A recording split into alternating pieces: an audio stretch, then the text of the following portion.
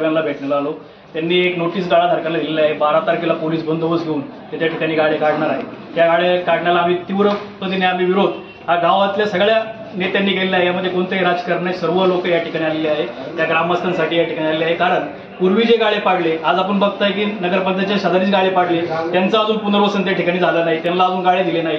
दुसरी गोष्ट, बाजारतळाची ओट्याचं काम करताना त्या ठिकाणचे गाळे पाडले, त्यांचंही पुनर्वसन अजून झालं नाही। यांचं जर तुम्ही पुनर्वसन केलं नाही तर तुम्ही दुसरे गाळे कशासाठी पाडताय? आणि त्या ठिकाणी त्यांनी आम्हाला दाखवलं की गाळे पाडून आम्ही ओटे करणार आहे। तर गाळे पाडून जर तुम्ही ओटे करणार असाल तर हा कोणता विकास आहे?